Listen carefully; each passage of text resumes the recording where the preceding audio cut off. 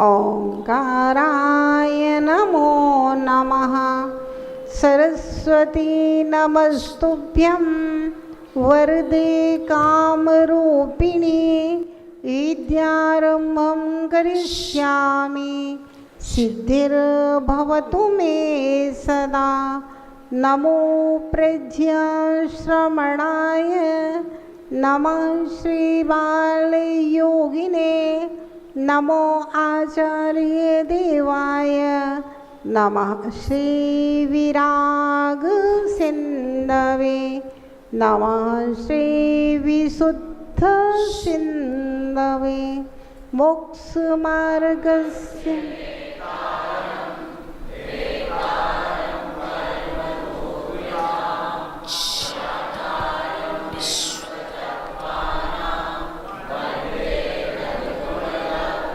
जय बोले अनंतानंद पंच परमेष्ठी भगवान की। देवादिदेव एक हजार से आदिनाथ भगवान की। देवादिदेव एक हजार से चिंतामणि पार्श्वनाथ भगवान की। अंतिम तीर्थेश वर्तमान शासन नायक भगवान महावीर स्वामी की। परम पूज्य गणाचार्य गुरुदेव से 108 विराग सागर जी महाराज जी की जय। परम पूज्य पट्ट श्रमणाचार्य गुरुदेव से 108 विशुद्ध सागर जी महाराज जी की जय। तत्वार्थ सूत्र द्वादशांग जिनवाणी की जय हो। परम पूज्य गणेश हमने आरिका 105 विभा श्री माता जी की आरिका संघ की जय। देखिए जो भी स्टूल पर बैठे वो साइड से बैठे, बीच के बीच नड़े, पीछे वालों को भी नहीं दिखता है कुछ भी। एक माइक यहाँ से हटा दो साइड से, और वो आगे पीछे हो जाए ताकि पीछे वालों को भी समझ में आए और अपन को भी लगे कि क्लास में अपन लोग बैठे हैं। और जो पीछे एक ब्रेंच, पहले आगे की टेबल भर लीजिए, फिर पीछे वालों को स्पेस छोड़ दीजिए। देखो आगे की खाली छोड़ देते हो, पीछे पीछे बैठे। मुकेश भैया आप लोग ऊपर से इधर आगे आओ, पहले आते हो तो आगे की पे एक पे 4 लोग, हाँ एक साथ में कौन फेरे पड़ने तुम लोगों के। और इनको ज्वाइंट कर लीजिए, टेबलों को ज्वाइंट कर लीजिए, सटा लीजिए उसी से। हाँ जो पीछे बैठे पहले आगे की ब्रेंच को, और मुकेश भैया आप थोड़ी आगे कर लीजिए कैमरा सीधा इस साइड से माता जी के पास है। चलिए हाँ, पाठ हाँ, करेंगे जी। Page number 485। रत्न शर्करा बालुका पंक धूम तमो महातमः प्रभा भूमयो घनाम्बुवाताकाश प्रतिष्ठा सप्ताधोधा तासुत्रिंशत् पंचविंशति पंचदश दशत्री पंचोनैक नरक सत्सहस्राणि पंचचैव यथाक्रमम् नारका नित्या शुभतरलेश्या परिणाम देह वेदना विक्रियाः परस्परोदीरित दुःखाः संक्लिष्टा सुरोदीरित दुःखाश्च प्राक् चतुर्थ्या तेष्वेकत्री सप्तदश सप्तदश द्वाविंशति त्रयस्त्रिंशत् सागरोपमा सत्त्वानां परास्थिति जम्बूद्वीप लवणोदाधया शुभनामानो द्वीप समुद्राः द्विर्द्विर्विष्कम्भः पूर्वपरौ परिक्षेपणो वलयाकृतिः तन्मध्ये मेरु नाभिर्वृत्तो योजन सत्सहस्रविस्कम्भो जम्बूद्वीपः भरत हैमवत् हरिविधेय रम्यक हैरण्यवदैरावत वर्षा क्षेत्राणि तद्विभाजना पूर्वापरायता हिम्मन्मा हिम्मन् निषद नील रुक्मी शिखरिणो वर्षधर पर्वताः हेमार्जुन तप्नीय वैडूर्य रजत हेममयाः मणि विचित्र पार्श्वा उपरि मूले च तुल्य विस्तारः पद्म मा पद्म तिगिंच केसरी महापुंडरीक पुंडरीका हृदास्तेषामुपरि प्रथमो योजन सहस्रायामस्तदर्ध विस्कम्भो हृदा 10 योजनावगाः तन्मध्ये योजनं पुष्करं तद्द्विगुणा हृदा पुष्कराणि च तन्निवासिन्यो देव्या श्रीधृतिकीर्ति बुद्धिलक्ष्म्या पल्योपमिस्थित्या ससामानिक परिषत्काः गंगा सिंधु रोहित रोहितासा हरिद्धरिकांता सीता सीतोदा नारी नरकांता सुवर्ण रूप्यकूला रक्ता रक्तोदा सरितस्तन्मध्यगाः द्वयोर्द्वयोः पूर्वाः पूर्वगाः शेषास्तोपर्गाः चतुर्दश नदी सहस्र परिवृता गंगा सिन्धवादयो नद्यः भरतः षड्विंशति पंचयोजन सत्विस्तारा षट्चैकोनविंशति भागा योजनस्य उत्तरा दक्षिण तुल्याः भरतैरावतयोर वृद्धिराट 66 सम्याभ्याम उत्सर्पिण्यव सर्पिणीभ्यां ताभ्याम अपरा भूमयो स्थिताः एकत्रिपल्योपम स्थितियो हैमवतक हारिवर्षक दैव कुरोकाः तथोत्तराः विदेशु संख्येय कालाः भरतस्य विस्कम्भो जम्बूद्वीपस्य 90% द्विर्धातकी खंडे पुष्करार्धे च प्राङ्मानुषोत्रान् मनुष्याः आर्यामलेक्षाश्च भरतैरावत विधेया कर्म भूम्योन्यत्र देव कुरुत्तर कुरुभ्यः निरस्थिति परावरे त्रिपल्योपमांतर मुहूर्ते त्र्यज्ञो निजानां च इति तत्वार्थाधिगमे मोक्षशास्त्रे 3 अध्याय। नमो नमः। चलिए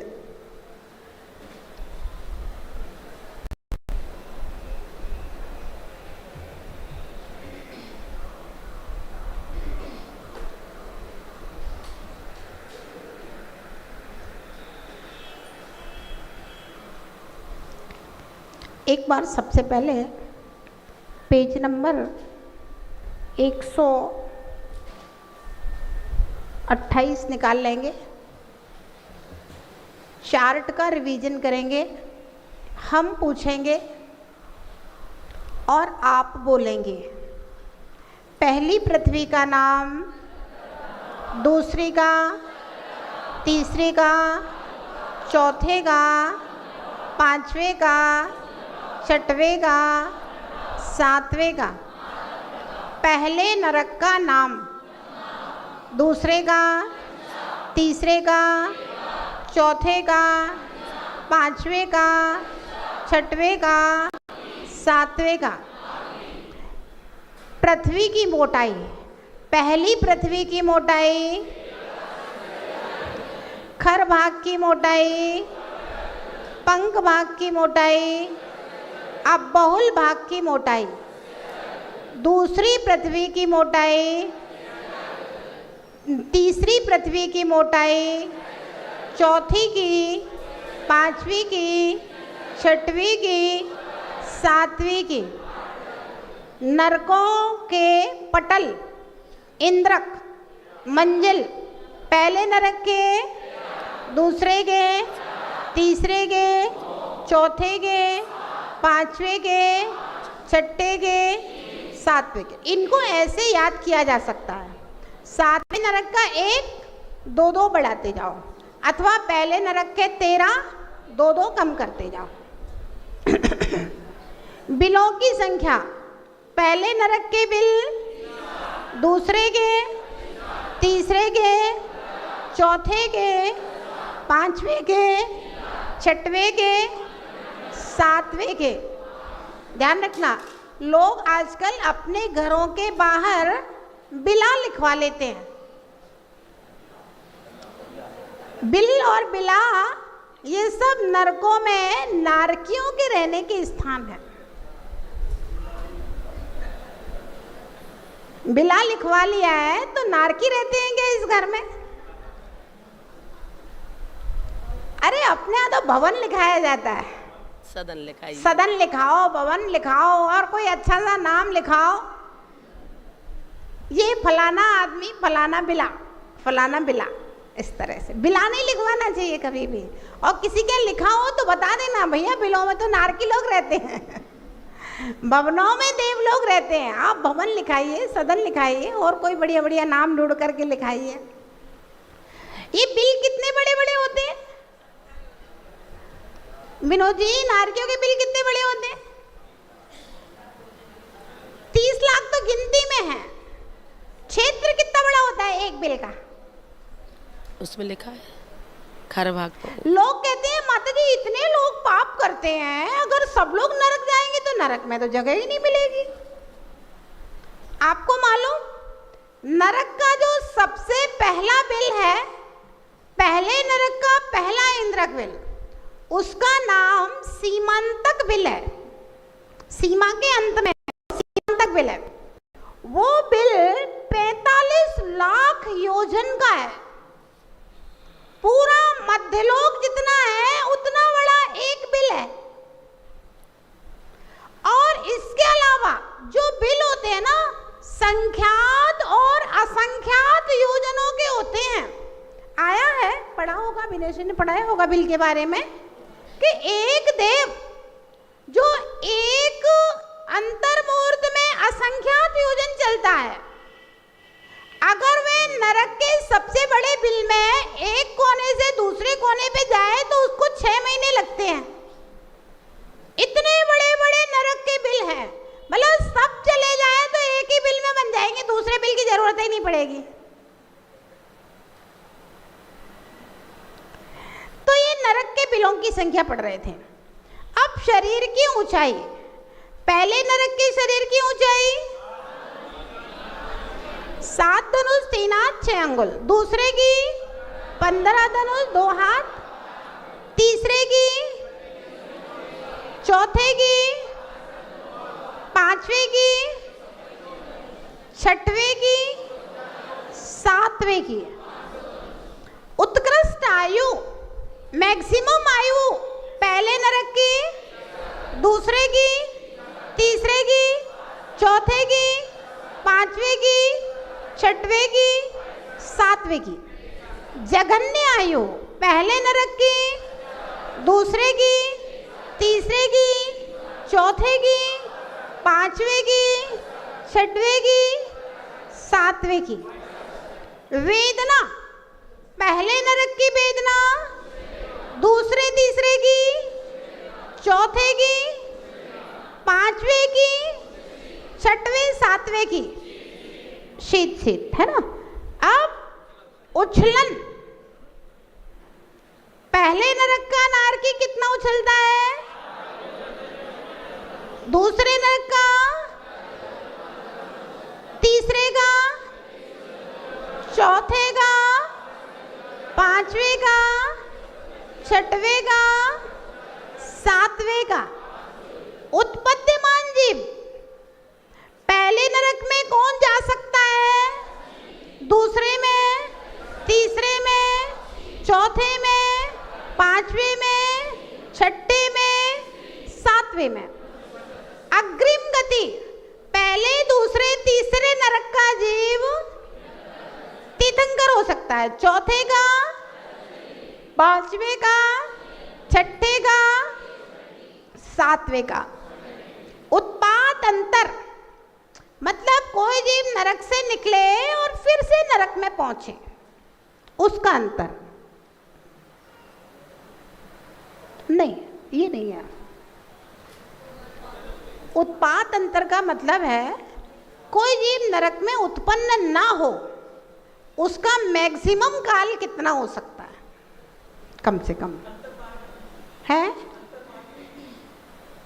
हाँ, उत्पाद अंतर देखना पड़ेगा इसको कैसे है। 24 नोट लिखा ना। पहला नरक में, दूसरे में, तीसरे में 15 दिन, चौथे में 1 मास, पांचवे में, छठवें में 4 मास, सातवें में 6 मास। लगातार उत्पत्ति, एक जीव की लगातार उत्पत्ति। पहले नरक में, दूसरे में, तीसरे में, चौथे में, पांचवे में, छठवें में, सातवें में। बस अब हम लोग आगे चलेंगे। हो गई पढ़ाई। अभी आपने नरक के अशुभतर लेस्या आदि के दुखों के विषय में पढ़ा था। अब हम पढ़ेंगे ये जो दुख अभी हमने पढ़े थे, ये तो नरक के प्राकृतिक दुख हैं। कैसे दुख हैं? प्राकृतिक दुख हैं कि वहां पे ऐसा होता ही है, सबको होता है। इसके अलावा नरक में पारस्परिक दुख होते हैं, एक दूसरे को पीड़ा देने का, एक दूसरे को डांट टपट करने का, गाली गलौज करने का, मारने काटने का स्वभाव होता है नारकियों को। फिर नरक में और भी दूसरे दुख होते हैं। असुर कुमार के देव जाकर के यहाँ आपकी जो दुश्मनी है उसके बारे में बिड़ा बिड़ा करके और लड़ाइयाँ करवाते। अब देखो, असुर कुमार के लोग तो यहाँ भी होते हैं कि नहीं? घर में हो, परिवार में हो, समाज में हो, कुटुंब में हो, किसी महिला मंडलों में हो, किसी मित्र मंडलों में हो, असुर कुमार के देव कोई का ध्यान नहीं जाए किसी बात पे तो उसको ध्यान करवा करके और उकसाएंगे। उसने आपके समय उस समय ऐसा कर दिया था, उस समय ऐसा हुआ था, आपके लिए ऐसा नहीं हुआ, ये ऐसा हो गया, वो ऐसा हो गया, मतलब कुछ ना कुछ। जो लोग लड़ाई झगड़ा करने के लिए एक दूसरे को उकसाने का स्वभाव है, क्या है? उकसाने स्वभाव है। इससे क्या होता है? दोस्ती हो जाती है। कुछ लोग क्या करते हैं, किसी को अपना दोस्त बनाने के लिए, अंकित भैया किसी को अपना दोस्त बनाना है, आप उसके हितैषी कैसे बने रितेश? कैसे बने? तो उसके किसी से लड़ाई करवा दो तो वो आपके पास आएगा, विनोद जी हो गया कि भैया जी हमारे मित्र हैं और हमारा बड़ा हित सोचते हैं, लेकिन ये नहीं पता पवन भैया कि वो हमें भड़का करके, है ना, वो हमारे संकलेश कर परिणाम करवा रहा है, जबरदस्ती हमारा उसके प्रति द्वेष करवा रहा है, और ये हमारा हितैषी नहीं है, ये हमारे लिए तो संकट का काम है। लेकिन जो मंद बुद्धि लोग होते हैं, कम अकल के लोग होते हैं, तो वे उकसाए में आ जाते हैं और बिल्कुल लड़ने के लिए तैयार हो जाते हैं। तो कहते हैं दूसरे के कंधे पे रख करके बंदूक चलाने वाले लोग होते हैं, तो वो एक दूसरे को उकसाने का काम करते हैं। घर परिवार में भी ऐसे ही होता है ना? किसी समूह में सब लोग एक साथ रहते हैं, एक साथ रहना है, फिर भी अपने अपने ग्रुप बनाने के लिए दूसरे को उकसाने का काम कर देंगे, इसको उकसा दो जी हमारा हो जाए। ये सब जितने लोग हैं ना, ये इस टाइप के लोग, ये असुर कुमार के देव बनेंगे जाकर के। धर्म ध्यान भी करेंगे, पुण्य भी करेंगे, लेकिन फिर भी जेके जैन साहब ये असुर कुमार के देव बनेंगे सीधे जाकर के, जो इस तरह का काम कराते हैं। क्योंकि धर्म दान कीजिए, आप भगवान का पूजा अभिषेक कीजिए, अच्छे काम कीजिए और अच्छे का फल आपको अपने आप अच्छा मिलेगा। लेकिन उकसाने का काम करना, ग्रुप बनाने के लिए लोग एक दूसरे को उकसाने का काम कर रहे थे, ये ऐसा कर रहा है, वो ऐसा कर रहा है। तो असुर कुमार के देव जो होते हैं ना, वो जाकर के नारकियों को उकसाने का काम करते हैं कि देखो ये तुम्हारी माता थी और ये तुम्हारी आंख में देखो उंगलियां गुछ रही है, जबकि वो काजल लगा रही है, लेकिन अब वो नारकी का विभंग अवधि ज्ञान, उल्टा अवधि ज्ञान, वो उसको वही दिखेगा कि जो हमारी आंख में उंगलियां गुछ रही हो, मैं रो रहा हूँ, चिल्ला रहा हूँ, फिर भी ये पकड़ के मेरे हाथ पैर जबरदस्ती पकड़ करके मेरी आंख में उंगलियां गुछ रही है। तो उकसाने का काम असुर कुमार के देव करते हैं। तो वो एक और नई समस्या है उकसाने वाले लोगों की, तो वो नरकों में भी होती है और यहाँ भी होती है समस्या उकसाने वालों की। नारकियों के पारस्परिक दुख, परस्परो परस्परो परस्परो परस्परो परस्परो परस्परो दीरित दुःखाः दीरित दुःखा परस्परो दीरित दुःखाः। परस्परो दीरित दुःखा। नारकी जी परस्पर एक दूसरे को साधारण नहीं, यहाँ जैसे नहीं, भयंकर दुख देते हैं। अब देखिए क्या लिखा है आगम में आचार्यों ने। नारकी दूसरे नारकी को नरक में उछलते देखकर उसकी ओर दौड़ता है। शस्त्रों, भयंकर पशुओं, वृक्ष, नदियों आदि का रूप धरकर उसे मारते हैं, खाते हैं, हजारों यंत्रों में पेलते हैं, सांकरों से बांधते हैं, अग्नि में रौंदते हैं, करों से चीरते हैं, बालों से बांधते हैं, पकते तेल में, जैसे आप लोग आलू की चिप्स पकाते हो ना, ऐसे पकते तेल में फेंक देते हैं। जब वह शीतल जल समझकर यदि बैतरणी नदी में प्रवेश करता है तो भी उसे छेदते हैं, कछुए आदि का रूप धरकर उसे भक्षण करते हैं। तब वह आश्रय खोजने के लिए बिलों में प्रवेश करता है तो वहाँ अग्नि की ज्वालाओं का सामना करना पड़ता है। शीतल वृक्ष की छाया के लिए 80 पत्र वन में जाते हैं तो वहाँ उन वृक्षों के तलवार के जैसे पत्तों से अन्य शस्त्रों से छेदे जाते हैं। गिद्ध आदि पक्षी बनकर नारकी उसे चूट चूट कर खाते हैं। अंगोपांग चूर्ण करके उस पर क्षार जल डाल देते हैं, खंड खंड करके चूल्हों में उसे डालते हैं, तप्त लोहे की पुतलियों से आलिंगन कराते हैं। उसी के मांस को काट कर, मांस खाया था ना यहाँ पर, काट काट कर मुर्गों को खाया था, जो लोग खाते हैं उनके लिए कह रहे हैं। अपन तो जैनी लोग तो भाई सुनना भी पसंद नहीं करते। उसी के मांस को काट कर उसी के मुंह में देते हैं। गलाया हुआ लोहा, जो लोग शराब पीते हैं ना उनके लिए गलाया हुआ लोहा और तांबा, उसे कोल्ड ड्रिंक पीने वाले हैं ना, ये जीवों को पी जाते हैं कोल्ड ड्रिंक में, तो उनके लिए गलाया हुआ लोहा और तांबा उनके मुंह जबरदस्ती संसी से खोलकर उन्हें डालते हैं। फिर भी नारकी मरण को प्राप्त नहीं होते। अनेक प्रकार के शस्त्रों आदि में परिणत होकर नारकी एक दूसरे को दुख पैदा करते हैं। नारकियों के भव प्रत्यय अवधि ज्ञान होता है, उसके द्वारा दूर से ही दुख के कारणों को जानकर उनको दुख उत्पन्न हो जाता है। समीप में आने पर दूसरे को देखने से उनकी कोपाग्नि भड़क उठती है तथा पूर्व जन्म का स्मरण होने से उनकी बैर की गांठ और दृढ़तर हो जाती है, जिससे वे कुत्ते गीदड़ के समान एक दूसरे का घात करने के लिए प्रवृत्त होते हैं। वे अपनी विक्रिया से अस्त्र शस्त्र बनकर उससे तथा अपने हाथ पांव दांतों को छेदना बेदना छीलना काटना के द्वारा परस्पर अति तीव्र दुख को उत्पन्न करते हैं। इस प्रकार से नारकियों का जो काम है वह मात्र परस्पर में लड़ाई झगड़ा, एक दूसरे को कष्ट देना, यही सब सारे काम में सागरों की आयु बीत जाती है। अब नरकों में असुर कृत दुख संक्लिष्टासुरो दीरित दुखाश्च प्राक चतुर्थ्याः। पढ़िए।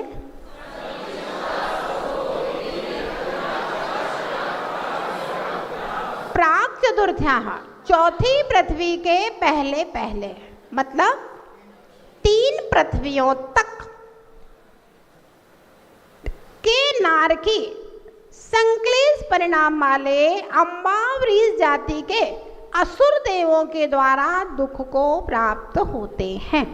संक्लिष्ट असुर देवगति नाम कर्म के भेदों में एक असुर नाम कर्म है, जिसके उदय से परान अस्यन्ति, जो दूसरों को फेंकते हैं, उन्हें असुर कहते हैं। ऐसा सर्वार्थ सिद्धि ग्रंथ से पूर्व भव में भावित अति तीव्र संक्लेश परिणामों से उपार्जित जो पाप कर्म है, उनके उदय से वे निरंतर क्लिष्ट रहते हैं, इसलिए असुर संक्लिष्ट कहलाते हैं।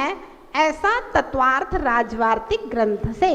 क्या सभी असुर कुमार के देव नारकियों को लड़ाकर दुख देते हैं? प्रश्न है। तो उत्तर बताते हैं, नहीं, सभी असुर कुमार के देव नरकों में जाकर नारकियों को दुख नहीं देते हैं। जो संक्लेश परिणाम, खोटे परिणाम वाले अम्बावरीज जाति के देव होते हैं, वे तीसरे नरक तक में जाकर नारकियों को उनके पूर्व भव व बैर का स्मरण कराकर परस्पर में लड़ने की प्रेरणा देते हैं, नारकियों को क्रोधित करते हैं तथा संतुष्ट होते हैं।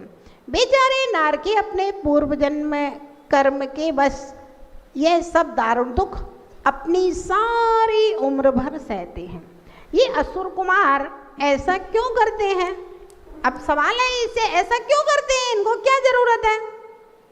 तो देखिए, पाप कर्म में रत होने से वे यह काम करते हैं। जो मनुष्य राग द्वेष मोह से त्रस्कृत हैं, जिनका पुण्य अशुभ पाप कर्म का उत्पादक है, उन निर्दय मनुष्यों को, जैसे बैल भैंसे बकरे शूकर मुर्गे बटेर आदि पक्षियों को, मल्लों को परस्पर युद्ध करते हुए एक दूसरे को बड़ी क्रूरता से मारते देखकर अत्यंत आनंद आता है, उसी प्रकार उन दुष्ट असुर कुमार देवों को भी नारकियों को दुख देने और परस्पर लड़ाने में अत्यंत आनंद आता है। यद्यपि उनके देवगति नाम कर्म का उदय से देवत्व है, तथापि उनके माया मिथ्या निदान 3 तीव्र शल्य हैं, कसायों से उपरत हैं, जिससे अपने भाव दोषों की आलोचना नहीं की, सो कसायों से युक्त हैं। उन्होंने पापानुबंधी पुण्य का बंध किया है, साबत्य दोष सहित तपस्चरण किया है। उनके फलस्वरूप देव होकर प्रीति के अनेक कारण होते हुए भी उन्हें अशुभ और संक्लेश कारक प्रवृत्तियों में ही आनंद आता है। ऐसा तत्वार्थ राजवार्तिक से। अब देखिए, देव हैं तो उनको कोई कमी है क्या? खाने की, पीने की, रहने की कोई कमी है क्या? है रत्नों के, सोने चांदी के योजन कई किलोमीटरों लंबे चौड़े बढ़िया महल हैं। कंठ में से अमृत झर जाता है। हजारों जिनकी देवियां हैं, कोई चीज की कमी नहीं है, लेकिन फिर भी उनकी प्रवृत्ति कैसी हो रही है? कैसी हो रही है? नरकों में जाकर के नारकियों को लड़ा के खुश हो रहे हैं। ऐसे ही मनुष्य हैं, मनोरंजन के इतने साधन हैं, फिर भी लोग टीवियों में नहीं देखते हैं कैसे कैसे खेल आते हैं उनमें। जैसे कछुए से भरा हुआ एक बॉक्स है कांच का, उसमें एक आदमी को डाल दिया, उसमें चाबी ढूंढना है ना, और सांप छोटे छोटे डले हैं, उसके बीच में पिल्लू डले हुए हैं, तो उनके बीच में वो आदमी चाबी ढूंढ रहा है, कहीं कुछ कर रहा है। टीवी में नहीं देखते आप लोग? खतरों के खिलाड़ी, खतरों के खिलाड़ी। अब बताओ, खतरों के खिलाड़ी देखने में समय बर्बाद करके क्या करना है? लेकिन आदमी को, बच्चों को उसी में आनंद आता है। और अभी मोबाइल में वो खेल चलते हैं ना, कौन सा खेल चलता है? पबजी। अब बताओ, पबजी में इसको मार दो, उसको मार दो, उसके पीछे दौड़ो, उसके पीछे दौड़ो, उसके पीछे दौड़ो। क्या जरूरत है इन सबको करने की? बच्चों को, छोटे छोटे बच्चों को, ये जो 15 साल से 20 साल तक के जो बच्चे होते हैं, इन बच्चों को ये सब करने की क्या जरूरत है? कहाँ जरूरत पड़ गई? भाई पढ़ो लिखो, कोई अच्छी चीजें सीखो, अपना समय अच्छे कामों में लगाओ। लेकिन नहीं, रात रात में 2-2 बजे तक, 3-3 बजे तक छोटे छोटे बच्चे पबजी खेल रहे हैं मोबाइल में, और कौन कौन से खेल आते हैं। तो ये क्या है कि बहुत सारी अच्छी चीजें हैं, लेकिन फिर भी संक्लेश परिणामों के कारण से उस जीव को, असुर कुमार के देव को, नारकियों को लड़ाने में ही आनंद आता है ना। तो इस प्रकार से नरकों में कितने प्रकार के दुख हैं? 4 प्रकार के। क्षेत्र जनित, शारीरिक, मानसिक और असुरकृत। क्षेत्र जनित शारीरिक, नरकों में क्षण क्षण में उत्पन्न होने वाले तीव्र साधा के तीव्र अनुभाग से युक्त, कवियों के वचन के अगोचर, उपमा से रहित महान दुखों को नारकी नित्य भोगते हैं। और नरकों में न मानसिक, वाचनिक, कायिक तीनों प्रकार की पीड़ाएं अंतरंग बहिरंग अंगों में दाह उत्पन्न करती हैं। ऐसा सिद्धांत सार दीपक से। वहाँ की भूमि अति गर्म लोहे के समान जल से भरे हुए कुंभ, अति गर्म जल से भरे कड़ाए, अति गर्म भूमि का स्पर्श सुई की नोक के समान धुआं से युक्त है। त्रिलोक सार महाग्रंथ से। 80 पत्र वन में विविध प्रकार के वृक्ष, गुच्छे, पत्र, फलों के समूह पवन से पीड़ित होकर उन नारकियों के ऊपर दुष्प्रेक्ष वज्रदंड के समान गिरते हैं। उस वन से चक्रवाक, कनक, तोमर, मुदगल, तलवार, भाला, मूसल, अन्य और भी अस्त्र शस्त्र उन नारकियों के शरीर पर गिरते हैं, जिससे वे छिन्न सिर वाले, खंडित हाथ वाले, व्यथित नेत्र वाले, लटकती हुई आंतों के समूह वाले, खून से लाल भयानक नारकी असरण होते हुए वन को भी छोड़ देते हैं। गृद्ध, गरुड़, काक तथा और भी वज्रमय मुख वाले पक्षी नारकियों के शरीर के टुकड़े टुकड़े करके खाते हैं। ऐसा त्रिलोक परिणति ग्रंथ से। टुकड़े टुकड़े असुर कृत दुख, तपतायमान लोहे को पिलाना, जलते हुए लोह स्तंभ से लिपटा देना, लोह मुदगरों से ताड़ना, कूट सालमली वृक्ष पर आरोहण अवतरण यानी चढ़ाना उतारना, आयुध से अभिघात, बसूली, छुरी, तलवार आदि से काटना, तप्त तेल से सींचना, लोहे के गड्ढे में पकाना, भाड़ में भूंजना, जैसे चने भूंजते ना ऐसे नारकियों को अग्नि के भट्टे में डाल दिया, यंत्र द्वारा पेलना, सूली पर चढ़ाना, करोंच से काट देना, अंगीठी में जलाना, सुई के अग्रभाग के समान नोकदार घास पर घसीटना, व्याघ्र, भालू, सिंह, हाथी, श्रगाल, भेड़िया, कौवा, बिडाल, नकुल, चूहा, सर्प, काक, गिद्ध, कंक, उलूक, शेन आदि पशु पक्षियों के द्वारा खाया जाना, उष्ट, बालू, रेत पर विचरण कराना, 80 पत्र वन में विचरण कराना, बैतरणी नदी में पटकना आदि के द्वारा असुर कुमार जाति के देव नारकियों को दुख देते हैं। ऐसा तत्वार्थ राजवार्थिक ग्रंथ में कहा गया है। इस प्रकार से नारकियों के भयंकर दुख का वर्णन किया। अब नारकियों की आयु कितनी होती है, ये बहुत महत्वपूर्ण बात है। इस सूत्र को पढ़ लेंगे फिर हम आपको समझाते हैं। 23 वेकत्री 23 वेकत्री सप्तदश सप्तदश सप्तदश द्वाविंशति सप्तद्वादश विंशति त्रयस्त्रिंशत् त्रयस्त्रिंशत् सागरोपमा सागरोपमा सत्त्वानां सत्त्वानां परास्थिति। परास्थिति। पढ़िए पूरा सूत्र।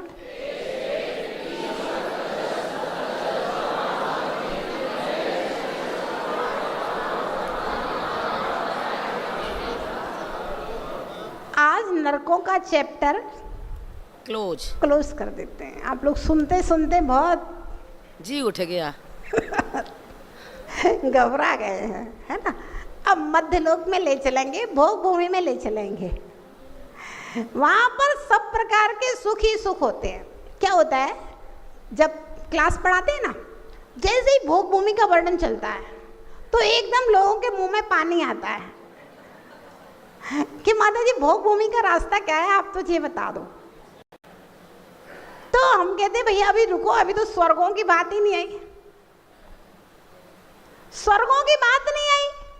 फिर जब स्वर्गों के बारे में बताते हैं तो लगता है नहीं भोग भूमि से स्वर्ग ज्यादा अच्छे।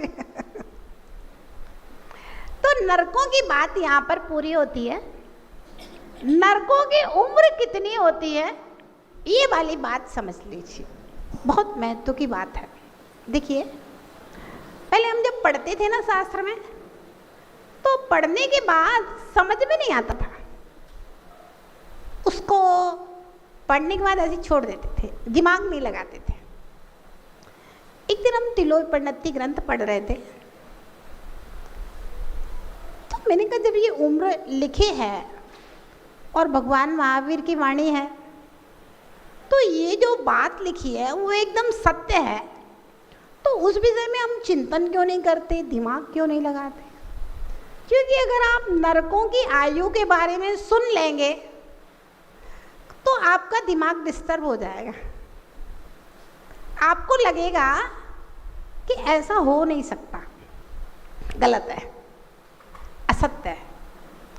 लेकिन एक विशेषता और है, आप देखिए, कल्पना कीजिए, नरकों की आयु 10,000 वर्ष से शुरुआत होती है और 33 वर्ष तक जाकर खत्म होती है, अंतिम 33 सागर तक।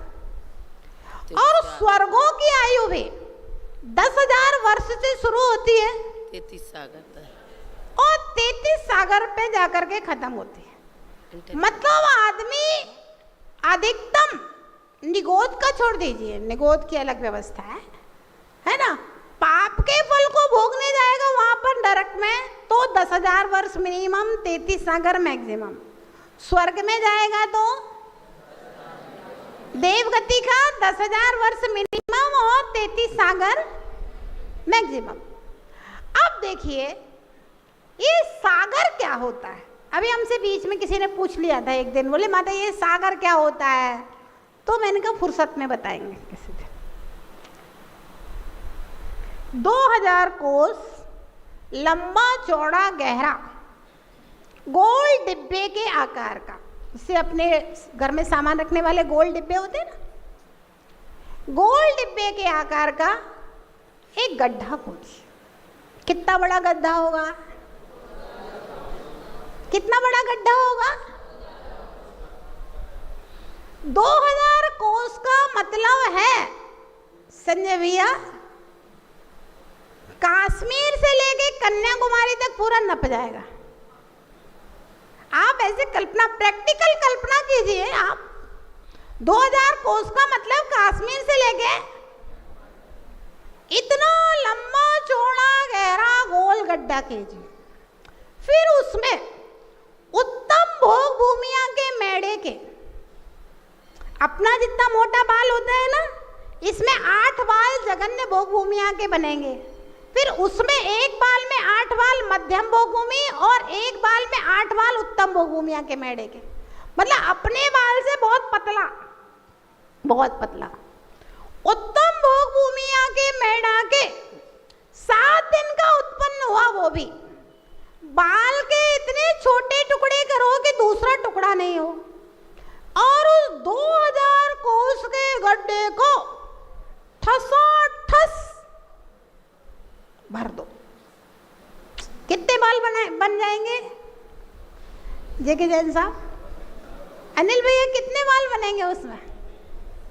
जितने उनके सिर पे नहीं है। कितने बाल बनेंगे? असंख्यात नहीं, संख्यात ही है, गिनती है उन बालों की।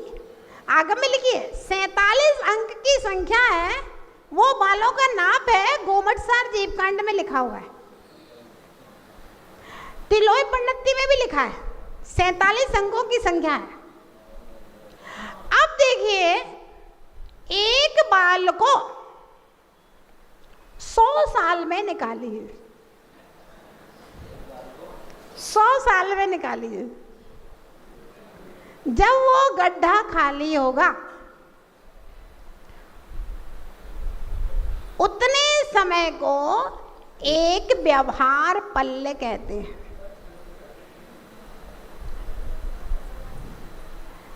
अब तिलोय पंडिती का गणित तो बहुत बड़ा है, हम उसको शॉर्ट सर्किट आपको समझा देते हैं। अब उसी बाल को अगर उस बाल के असंख्यात टुकड़े करो, दूसरा गड्ढा बढ़ो, फिर एक बाल को असंख्यात वर्षों में निकालो, उससे जो गड्ढा खाली होगा उतने समय का एक उद्धार पल्ले होता है। फिर उसके भी असंख्यात टुकड़े करो एक एक बाल के, एक गड्ढा भरो, फिर असंख्यात वर्षों में उस एक बाल को निकालो। जब वो गड्ढा खाली हो उसको अद्धा पल्ले कहते हैं। अद्धा 10 कोड़ा कोड़ी अद्धा पल्लों का एक अद्धा सागर होता है। इन पल्ले से, इन सागरों से कर्मों की स्थिति की गणना होती है। कोई समझ में नहीं आया? समझ में नहीं आया ना? किसी को भी नहीं। शॉर्ट में समझो, और शॉर्ट में समझो। मतलब एक गड्ढा आप 2000 कोस का भर दीजिए छोटे छोटे मेढे के बालों से। आप एक बाल को सीधा सीधा समझ लो, असंख्यात वर्ष में आप एक बाल निकालो, जब वो गड्ढा खाली होगा तब एक पल्ले होगा, और 10 कोड़ा कोड़ी पल्ले, मतलब 10 करोड़ इंटू 10 करोड़ बराबर कोड़ा कोड़ी, 10 कोड़ा कोड़ी पल्लों का एक सागर होता है। बस सीधी सीधी बात समझा दो, अद्धा उद्धा में नहीं समझ। और जी अभी भी नहीं आया, और जी कर दो। 2000 कोस का गड्ढा खोलो और इस गड्ढे का उस कुछ समझ में आया कि नहीं आया? नहीं विनोद भैया है सीधा माता जी, इस गड्ढे को उस गड्ढे में भरो और बस एक सागर की गणना निकालो। कैसे? 2000 कोस का गड्ढा खोदो और जब वो खाली नहीं आ रहा। कहने का मतलब ये है कि 2000 कोस लंबा चौड़ा गहरा गोल गड्ढा खोदो, हाँ, और उसमें उत्तम वो गोमिया के मेढे के एकदम छोटे छोटे बाल डालो, असंख्यात वर्ष बाद एक बाल निकालो, जब गड्ढा खाली होगा तब एक पल्ले होगा, हाँ, और 10 कोड़ा कोड़ी पल्लों का एक सागर होता है। बस बात खत्म, इसे ज्यादा मत जाओ ऊपर। कहने का मतलब ये है बस कि असंख्यात वर्षों का एक सागर होता है। आप अपनी एकदम सीधी सरल भाषा में समझ लो। असंख्यात वर्षों का एक सागर होता है, और पेपर में भी ऑब्जेक्ट है ऐसे 1 सागर 3 सागर ऐसे 33 सागर तक की आयु सप्तम नरक की होती है। ऐसी समझा दूँ। अब आप कल्पना करो, देखो 100 साल की हमारी आयु है, मान लो कितनी आयु है? 100 साल की। आप अपनी आयु को 100 साल मान लो, हो या नहीं हो इससे कोई मतलब नहीं। हिसाब के लिए अलग हो। मान लो 2 मिनट के लिए कि 100 साल की हमारी आयु है। 100 साल में से 25-50 साल हमारे निकल गए, हम 50 साल के हो गए, 50 साल हमारे निकल गए। आप लोग भी लगभग 40-50 साल के बैठे हुए हो, 70-80 के 50 साल निकल गए कुर्सी पे। अब कितना सा समय हमारे जीवन का बचा है? है बस 10 साल, 20 साल, 30 साल, 40 साल, मैक्सिमम 50 साल है। कितना समय बचा है? मैक्सिमम 50 साल। सबका 50 साल नहीं है, कोई के 20 साल होंगे, कोई के 15 साल, कोई के 30 साल, मैक्सिमम 50 साल। अब इन 50 सालों में आप चाहें तो सागरों की आयु के लिए स्वर्ग का इंतजाम कर सकते हो। अशोक जी, ललित भैया, सागरों की आयु के लिए स्वर्ग का इंतजाम कर लीजिए। आप नरक की बात सोचते ही क्यों? स्वर्ग जाने के लिए कमलेश जी ज्यादा टेंशन लेने की जरूरत नहीं है। तुम तो रोज बोले दान पुण्य करो। एक तो मेरा कहना है असुर कुमार के देव मत बनना, लड़ाई भिड़ाई का काम नहीं।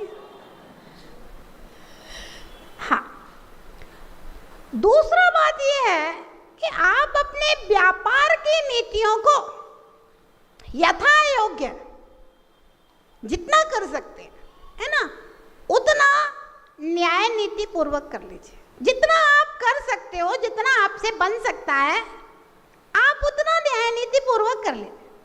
और भूल कर भी, सुनो ध्यान से, भूल कर भी कभी मंदिर के निर्माण द्रव्य को हाथ मत लगा लेना। सब लटक जाओगे।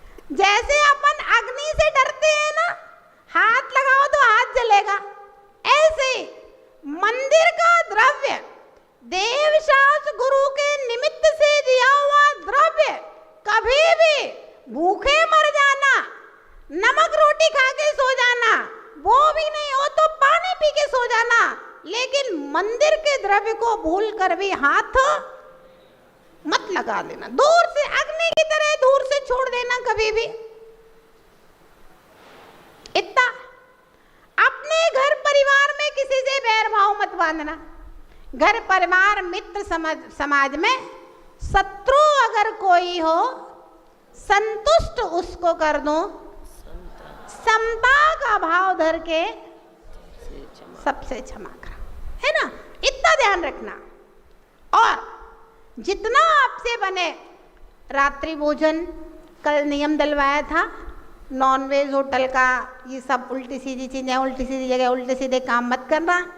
और बस अगर आप डेली एक काम करते रहो, रोज सुबह उठ करके भगवान का दर्शन, अभिषेक, पूजन करते रहो, तो हम गारंटी से लिख के दे सकते हैं कि आप नरक में नहीं जाओगे किसी भी कीमत पर। त्रियंच आयु का बंद भी नहीं करेगा, नियम से मनुष्य आयु का बंद भी नहीं करेगा, नियम से देव आयु का बंधक होगा वह जी। और बस मुनियों के उपदेश सुनो और आहार दो। लाखों करोड़ों के दान तो है तो करो, नहीं है तो भाई कोई बात नहीं, है ना। जिसके पास लाखों है वो लाखों दे, जिसके पास करोड़ों है वो करोड़ों दे, है ना। लेकिन आप मुनि के हाथ पर दाल रोटी तो रख सकते हो, मुनि के हाथ पर दाल रोटी रख सकते हो और अंजलि में प्रासुक पानी दे सकते हो, इतना आप कर सकते हो। और भगवान की पूजा करो, बस श्रावक के दाड़म पूजा मुखम, मुनि की आचर्या और भगवान की पूजा करो, प्रवचन सुनो।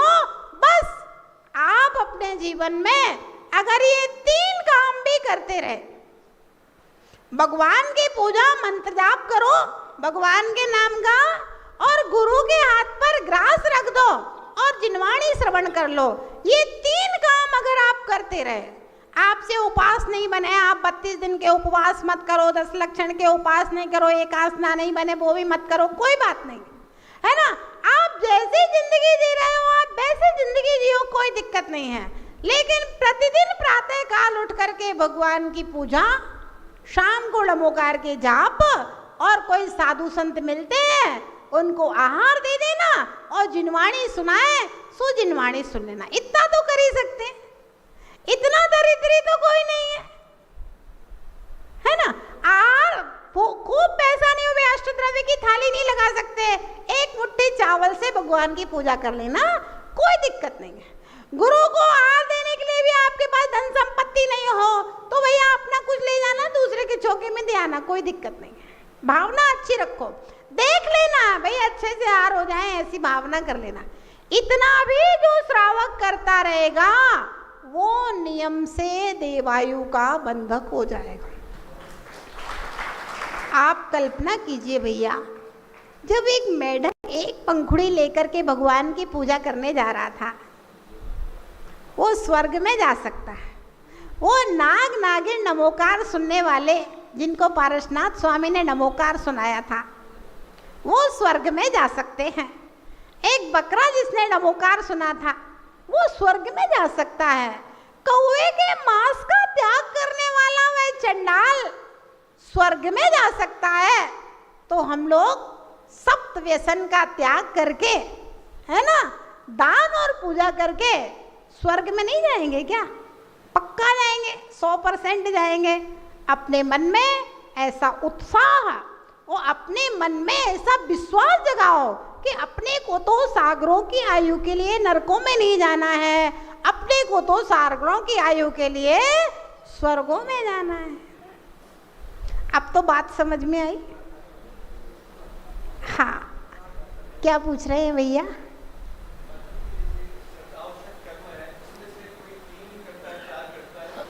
अभी तो कोई दिक्कत नहीं है। आचार्य कुंद देव ने कह दिया, दानम पूजा मुखम सावय दम्मेण सावया देण मिला।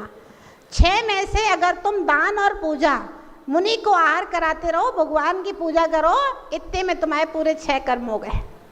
आचार्य कुंद देव ने स्पेशल छूट दे दी है रयण सार ग्रंथ में।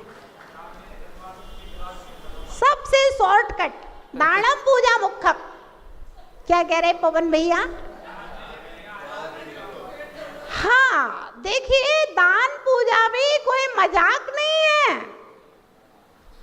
सब लोग दान पूजा कर लें ये भी मजाक नहीं है। पैसा हाथ में आते ही लगता है कश्मीर का टिकट बना लो, एक बार तो लंदन घूमे आओ। पैसा हाथ में आते ही, पैसा बढ़ते ही आदमी 9 बजे सो के उठता है, कहाँ 5 बजे सो के उठ के भगवान की पूजा पाठ करने आता है। ये भी जब आप तत्वार्थुत पढ़ रहे हो, नरकों में इतना दुख है, अपने को नहीं जाना, अपने को तो स्वर्ग पाना है ना। जब अपने अंदर कुछ पाने का भाव होगा तभी कोई कुछ करता है ना। बिना प्रयोजन के बुद्धिमान कुछ भी नहीं करते हैं। जब आपको भगवान की वाणी के ऊपर विश्वास होगा, ओ इतने लंबे समय के लिए नरक जाता है, इतने लंबे समय के लिए स्वर्ग जाता है, क्यों ना हम थोड़ा सा पुरुषार्थ करके स्वर्ग में चले जाएं? त्रिलोक जी, चंद्र प्रकाश जी रिटायर हो गए हो, आराम से सरकार पैसा दे रही है, घर बैठे के पैसा मिल रहे हैं, आराम से भगवान की पूजा करो, शांति साधु संतों की सेवा करो। अब नाती पोतों में क्या रखा है?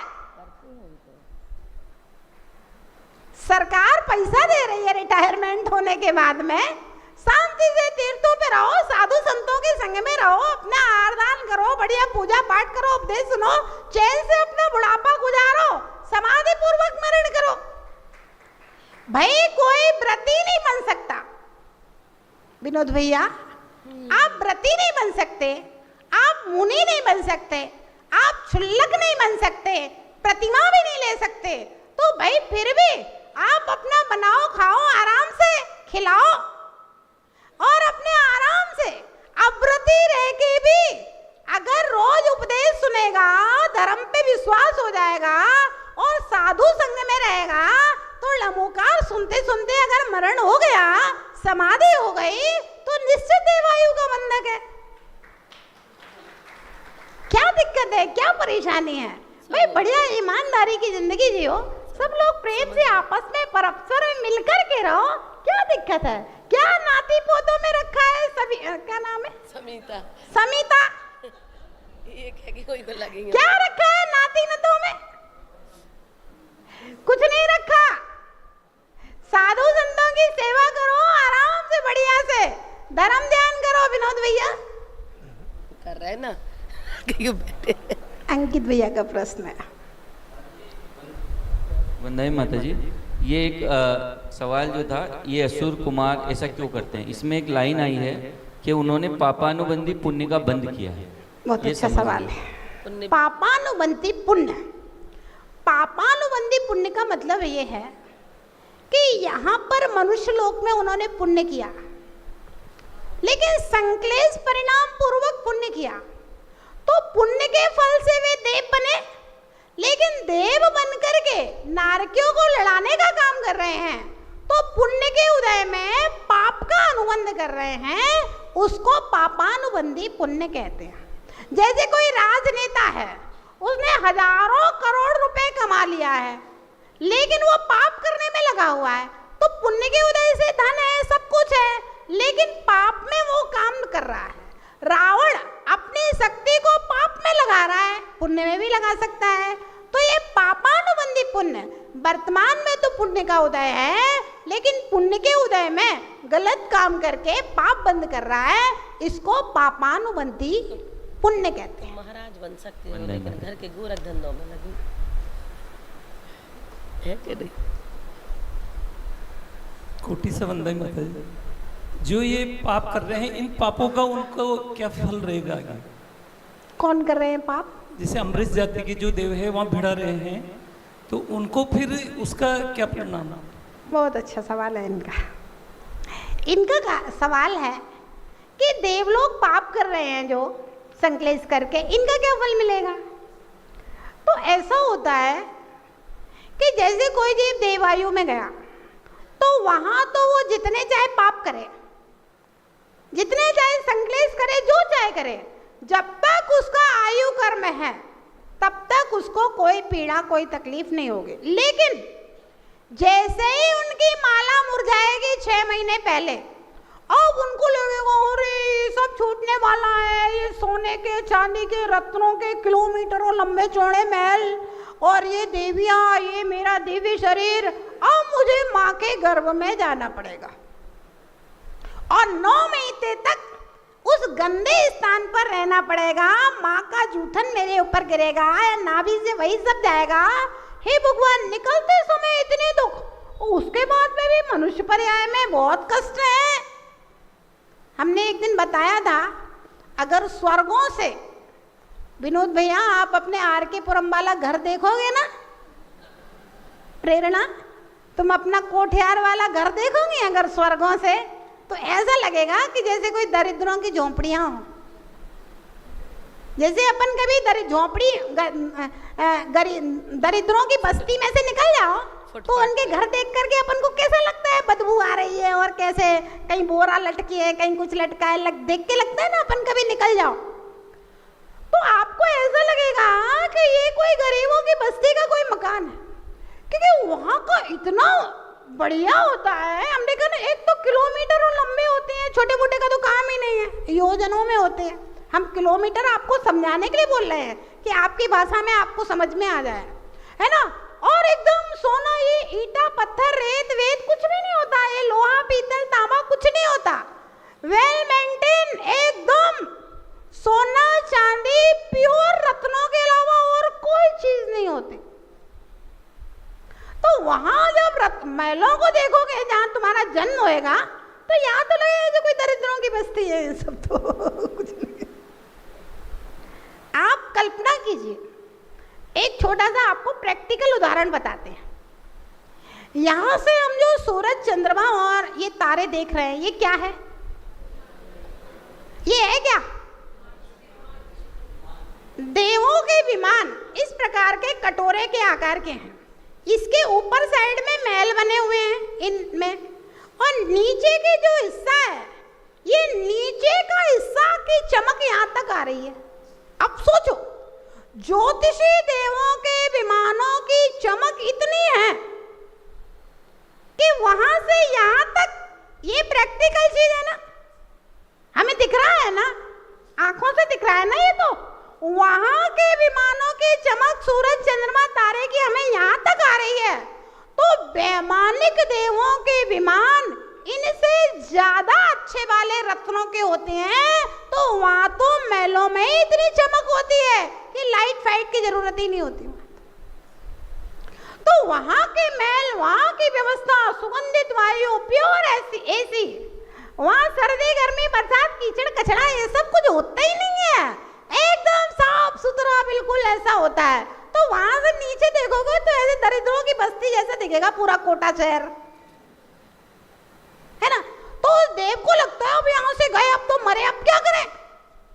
तो कहता है भगवान, माता के गर्भ में नहीं जाता, इससे तो मैं एक इंद्री हो जाऊं।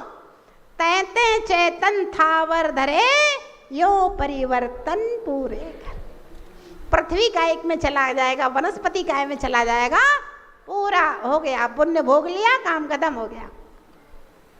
राजा श्रेणिक का जीव जो आगामी भव में तीर्थंकर बनेंगे, तो इस वक्त वो सम्यक दृष्टि है वहाँ पर, तो वो मारकाट को सहन नहीं करते हैं या खुद भी मारकाट करते हैं? वो तो अच्छा प्रश्न है। राजा श्रेणिक का जीव नारकी है तो मारकाट करता है कि नहीं करता? हमने एक बात बताई थी आप लोगों को कि जो धर्मात्मा होता है वह कभी भी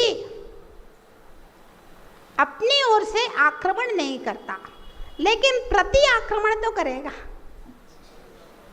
सम्यक दृष्टि जीव जो नरक में है आक्रमण नहीं करेगा, किसी को हैरान नहीं करेगा, लेकिन सामने वाला उसको हैरान करेगा तो वो उसको हैरान करेगा। तो अभी वो भी प्रति आक्रमण के रूप में मारकाट तो करते ही है। जब 6 महीने शेष रह जाएंगे तब देवलोग उनको अपनी सुरक्षा में ले लेंगे, फिर कुछ नहीं करेंगे। नरक आयु की उत्कृष्ट व जघन्य जिसे आयु बताई, तो जो उत्कृष्ट आयु है पहले नरक की, पहले नरक की, हाँ, एक सागर, तो दूसरे नरक में वो जघन्य हो जाती है। हाँ। तो जीव का जब अगर मरण होगा, नारकी बनेगा, तो वो कौन से नरक में उसका तय होगा? तो उसमें शादी उसमें एक समय का अंतर है। पहले नरक में एक सागर तक, एक सागर एक समय हुआ तो दूसरा नरक, ये व्यवस्था है। चलिए थोड़ा सा रह गया है, तभी समय तो हो गया है, लेकिन 2 मिनट में आज इस नरक के चैप्टर को क्लोज कर देते हैं। फिर आगे कल हम लोग मध्यलोक का 2 मिनट पढ़ा दें पूरा, फिर उसके बाद प्रश्न। क्या नारकियों का अकाल मरण होता है?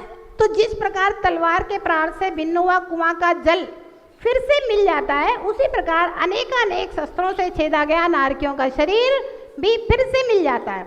आयु पूर्ण होने पर ही उनका मरण होता है, तथा जब आयु पूर्ण होती है तब नारकियों का शरीर वायु से ताड़ित मेघों के समान निशेष विलीन हो जाता है अथवा कपूर की भांति उड़ जाता है। सागर की उपमा क्यों दिया आयु को? जिस प्रकार समुद्र में अथाह जल राशि होती है, उसी प्रकार नारकियों के आयु के निशेषों की संख्या अपार होती है, इसलिए सागर से आयु की उपमा दी है। नारकी जीव नरक में पश्चाताप कैसे करता है? नारकी जीव नरक की वेदना के कारण से जाति स्मरण आदि से अपना पूर्व जान लेता है अथवा किसी उपकारी देव के संबोधन से पश्चाताप करता है। हाय हाय, पाप कर्म के उदय से हम इस नरक में पड़े हैं, ऐसा विचारते हुए वज्राग्नि के समान संतापकारी पश्चाताप करता है। हाय हाय, हमने सत्पुरुषों और वीतरागी साधुओं के कल्याणकारी उपदेशों का तिरस्कार किया है। मिथ्यात्व अविद्या के कारण विषांत होकर मैंने 5 पाप किए। पूर्व भवों में मैंने जिनको सताया वे यहाँ मुझको शेर के समान, सिंह के समान मारने को उद्यत हैं। अब मैं किसकी शरण में जाऊँ? यह दुख अब मैं कैसे सहूँगा जिनके लिए मैंने पाप किए?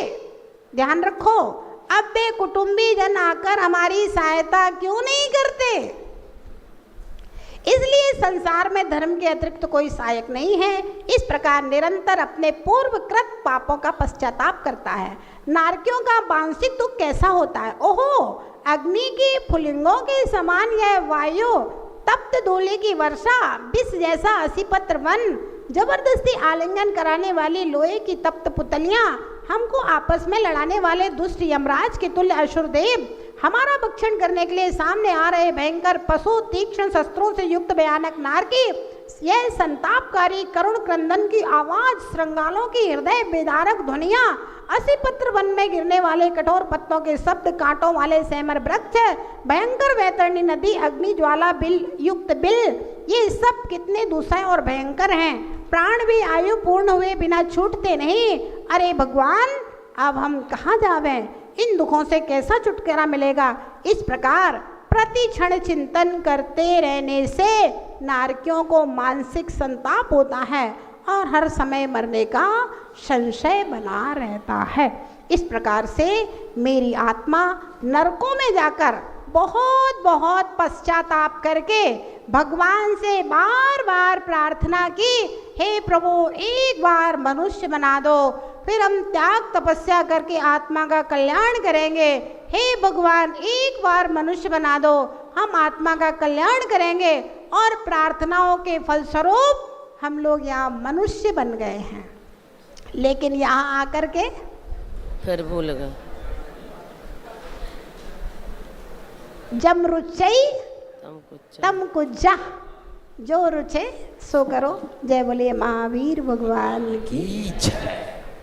लीजिए संतों का सानिध्य हमें स्वर्ग की गारंटी